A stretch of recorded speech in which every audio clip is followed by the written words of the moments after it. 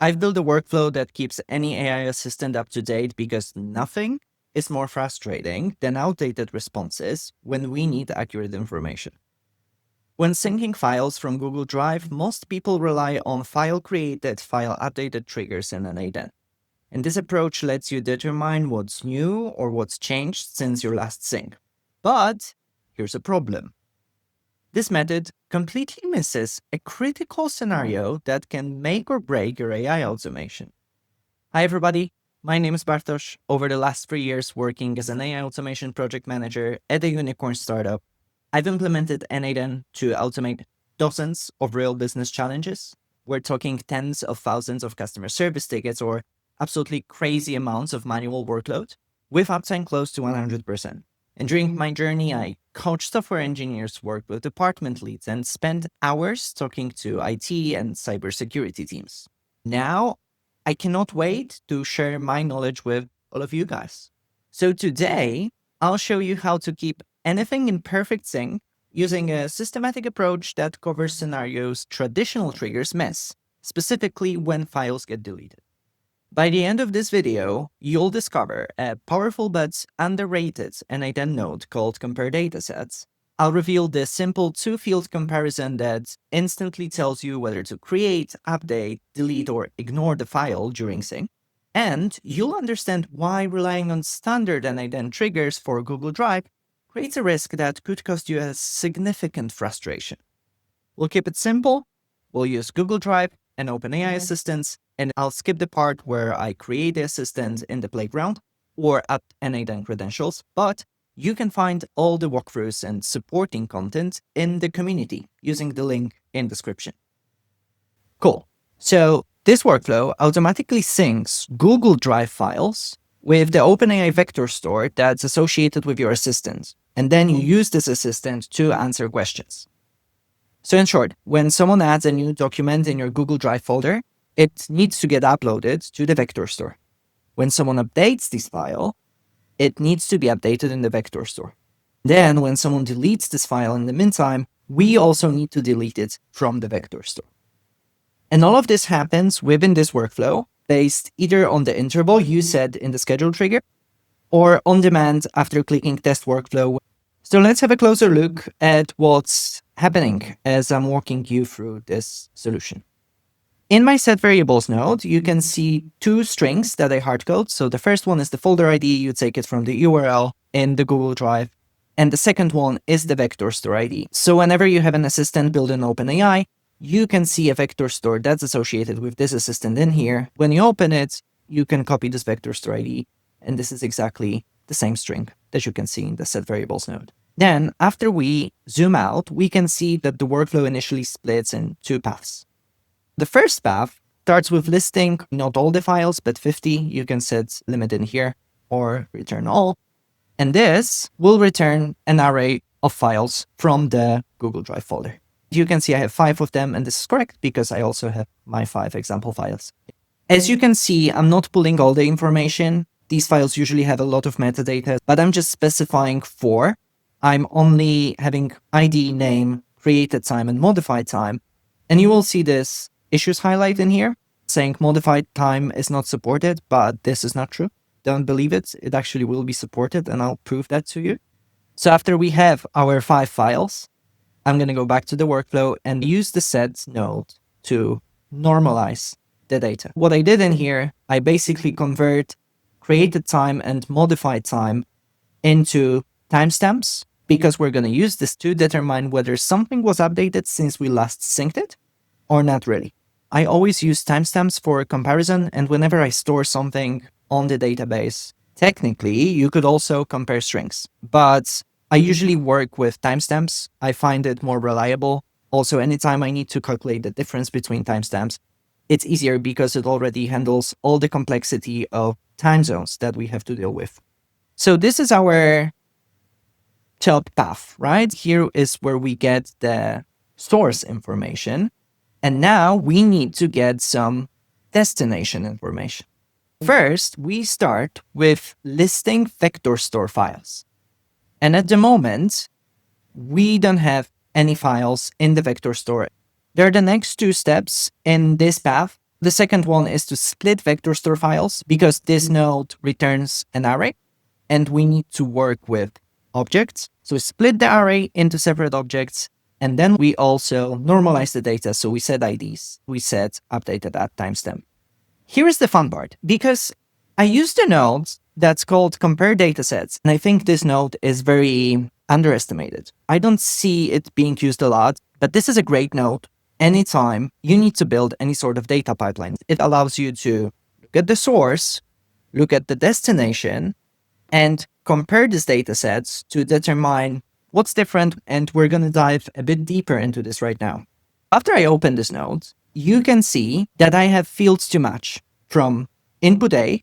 In our case, input A is the source dataset, Google Drive, and input B, so the destination dataset, meaning vector store files. I'm going to execute previous nodes, so we have some data to work with. Another setting that took me a while to understand: when there are differences, use input A version, input B version.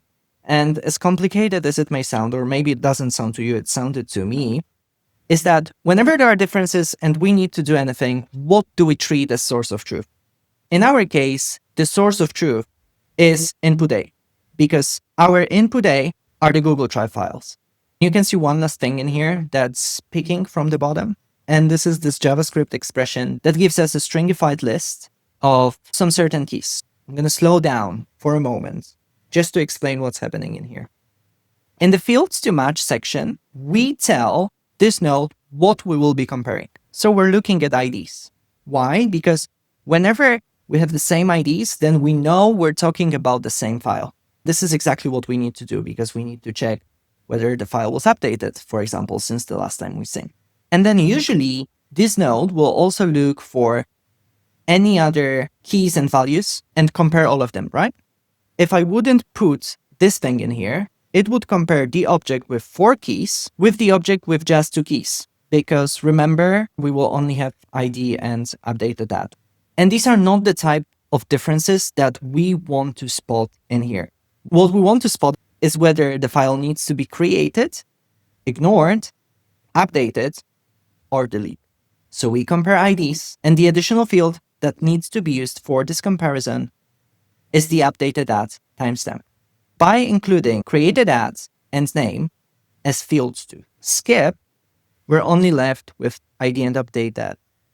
So this JavaScript expression tells, give me a list of all the keys that are not ID and not updated at. It's a lot of information, but let's zoom out and see how it actually works. We have 4 potential outputs in here. You can see in A only, it means files only in the Google Drive, it's not in the vector store. That means we need to create it. Same. The file from the Google Drive is in the vector store, and they're the same. The ID is the same. The updated at timestamp is the same, what means nothing has changed, so we ignore it. Different. Whenever something is different, it means it is in the Google Drive, and it is in the vector store, but the updated at timestamps are different, what means it was updated since the last time we synced it. Therefore, we need to update it in the vector store. And the last one, something is in B only. The file is only in the vector store, but not in the Google Drive, what means it was deleted. Here's the important thing, because if we would rely on the trashed status from Google, then we would only rely on someone who went to the Google Drive, deleted the file, and left it in trash. But if you go to trash and delete this file from trash, it's not trashed anymore. It's deleted, it disappeared, it doesn't exist. So in this case, if we would run our sync, we would keep this file in the vector store while it was already trashed and then delete it from trash. That's why using these compare datasets now is much more reliable, and it's pretty universal. Let's take it a step further. I'm just merging all of the paths, but in the meantime, I apply the action that needs to be taken for a certain object. In this case, there are 5 things that need to be created.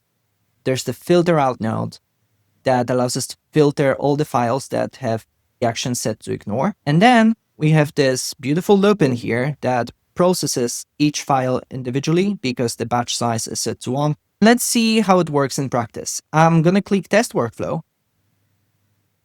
And it's not a surprise that we only have this path highlighted in green because we only have files to create. And then you can see that on the right-hand side, the loop is processing all the files individually. My workflow was executed successfully, so let's go to my assistant and see what happened. I will see that all the files in here got uploaded. This is exactly what we wanted to achieve. Getting back to our workflow, if we zoom in a little bit to our loop, we're going to see that the first question we're asking is whether something needs to be created. So whether the action is create.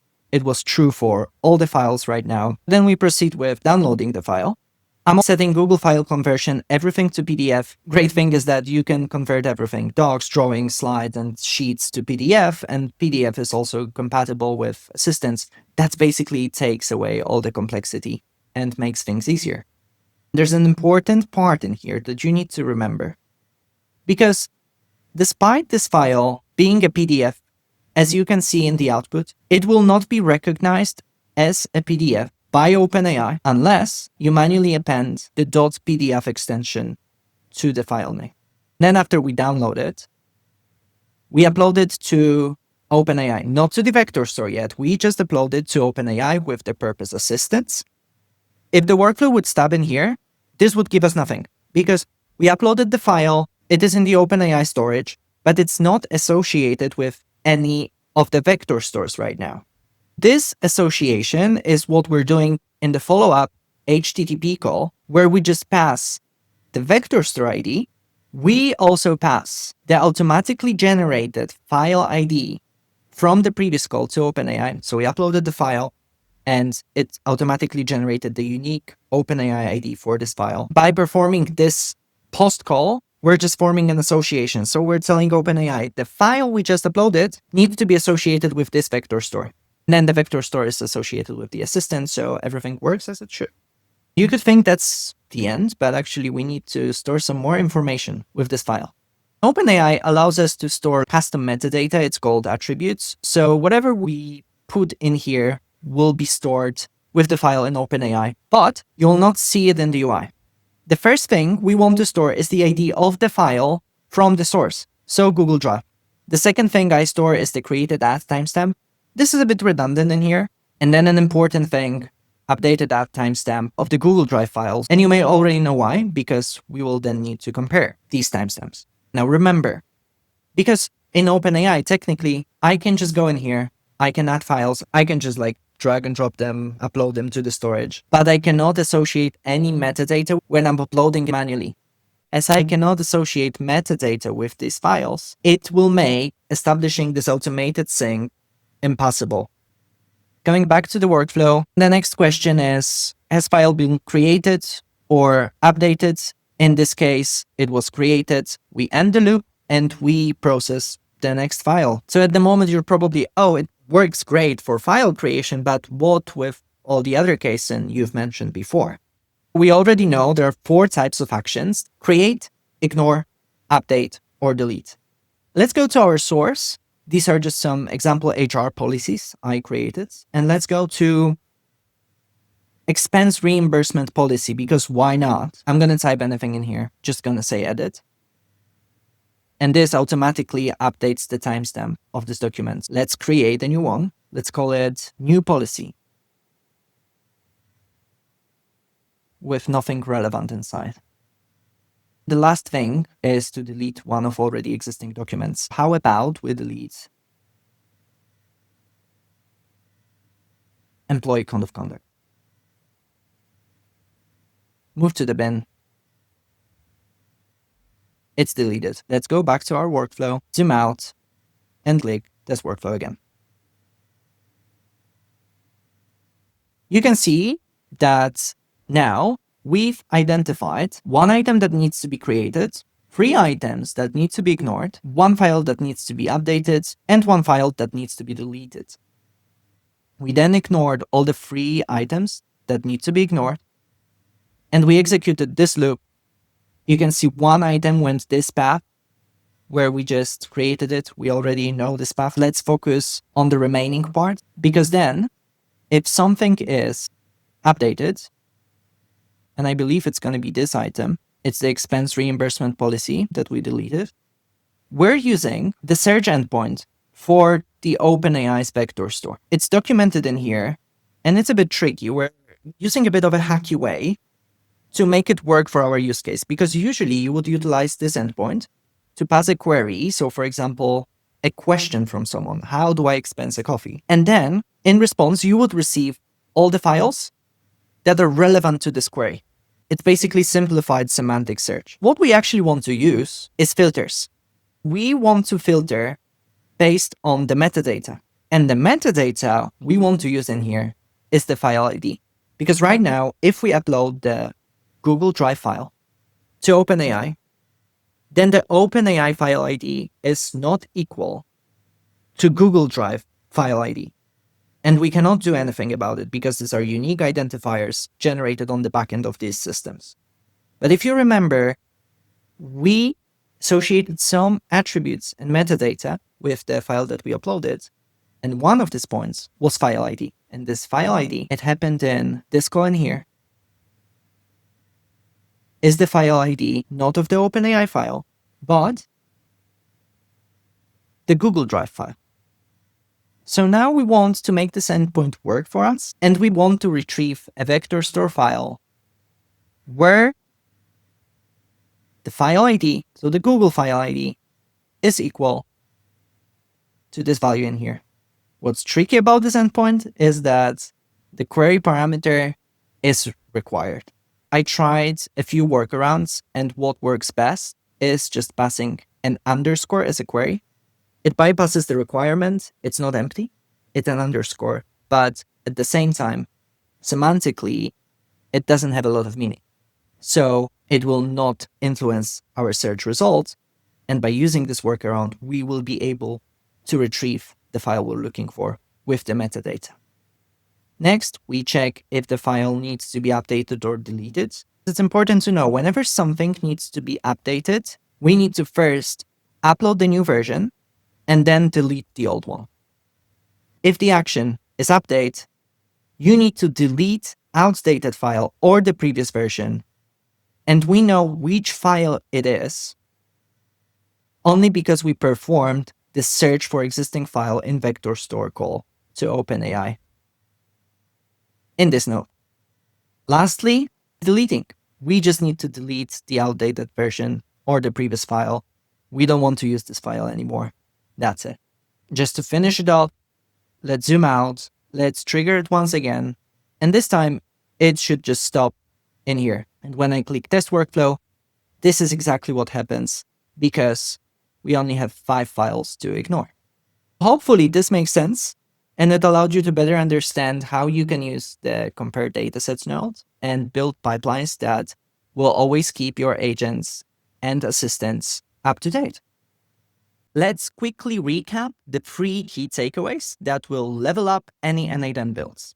First, the compare datasets node is your secret weapon for any data synchronization project, whether you're syncing CRM data, inventory systems, or knowledge bases.